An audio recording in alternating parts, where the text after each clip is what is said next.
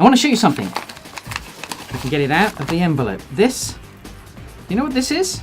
This, I hope you can see it. This is a linchpin. It's indispensable if you have a horse and cart. It sits in the end of the axle and holds the wheel. It's essential to get you moving.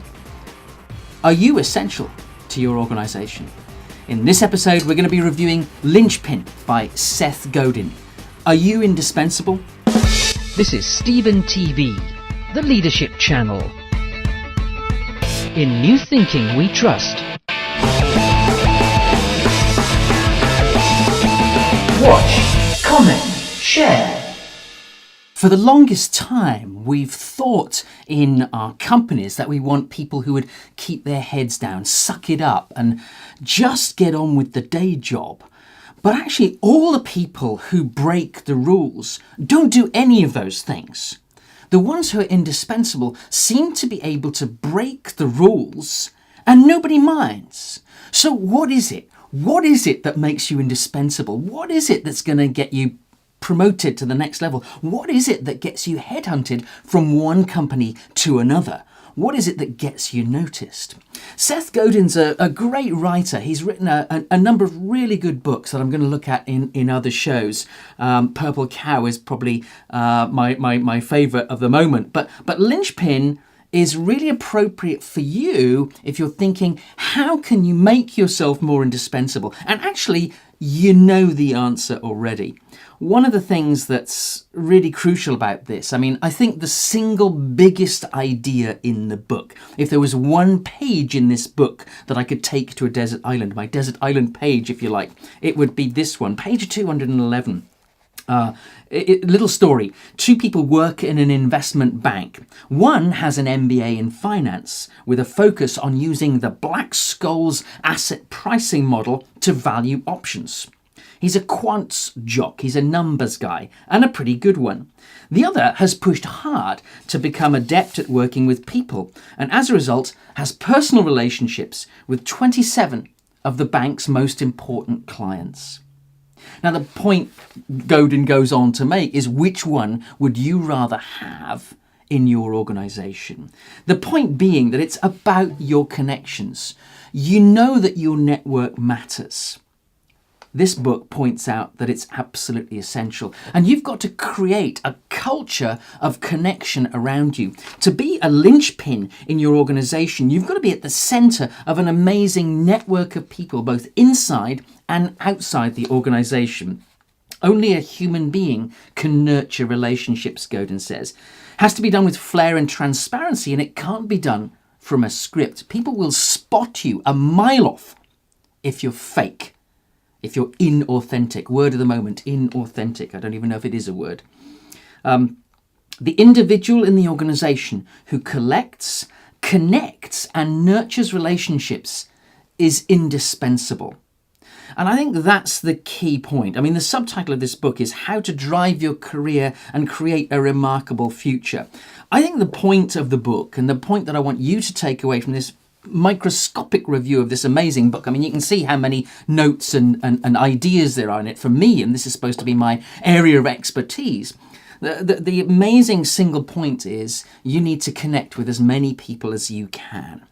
You need to basically connect with people because people buy people. It's you that your clients want, that your employees want. They want a piece of you. It's your skills, your experience. So in terms of moving forward, what do you do in terms of, this isn't really a manual, this isn't really a how-to manual, it's more a kick in the pants really, but there is a list, some people like to have lists. He says that if you want to be indispensable, linchpins do two things for organizations. They exert emotional labor. You can't hide behind a mask of doing a professional job. I know some companies talk about gravitas. We will promote people who have gravitas. Don't hire me if you want gravitas. I'm not going to give you gravitas. They exert emotional labor and they make a map of the organization. And he also talks about Here we go. Yes, I found it now. Providing a unique interface between members of the organization. To be a linchpin, you are connecting. You're an interface between different people. I can't answer that for you, but I know someone who can. The linchpin delivers unique creativity. What you do has to be different from someone else. Yes, we've got to conform a little. We've got to conform enough, my colleague Rob Goffey says. You've got to conform enough to survive, but you've got to be different enough, distinctive enough to succeed.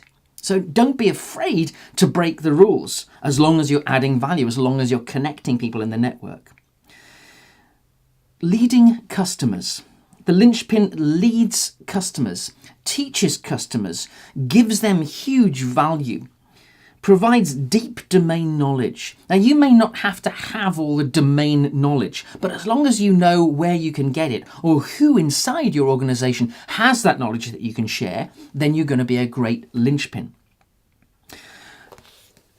It would be a mistake to think that you have to know everything about your job, about your role, because the thing is, I see some executives becoming so significant, such linchpins in terms of their domain knowledge, that they can't be replaced, they can't be taken out of their role. So something I would add to this is make sure that you create around you a team of linchpins, so that when you, we hope, are noticed and someone decides to move you to another piece of the organization where you can be an even bigger, more significant linchpin, that behind you there are linchpins who can carry on the work of the department. Don't trap yourself in your current role by being indispensable in terms of knowledge. What you need to be is indispensable to the organization because of your connections, both inside the organization and outside. That, as a linchpin, means that you can move. You can be promoted. You can move externally to other roles that support the organization, to other parts of the world, if that's what you have in mind as a career plan. Don't trap yourself by being a total domain specialist. Having domain knowledge is not the same as being someone, a detailed technical specialist. Frankly, the black skulls guy, the quants jock, someone who knows just the detail and the technical specialism, that can be outsourced. Someone somewhere else will be more qualified, more recently qualified than you. So your ability to become indispensable is about being indispensable in terms of the connections that you have. Great book. Really urge you to take a look at it. Linchpin, Are You Indispensable? How to Drive Your Career and Create a Remarkable Future. Possibly the best single book, the best single kick in the pants you can get if you're feeling invisible, if you're feeling that you don't have the capability to move on or move upwards. It's a huge confidence boost to anyone, actually at any level in the organization.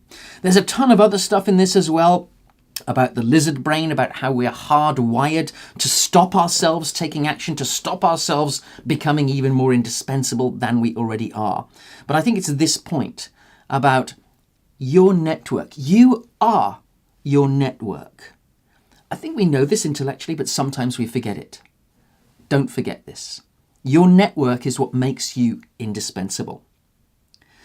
My name's Stephen Sonsino. If this has been of any value to you at all, please like or share the video. Look forward to seeing you again next time. Watch, comment, share.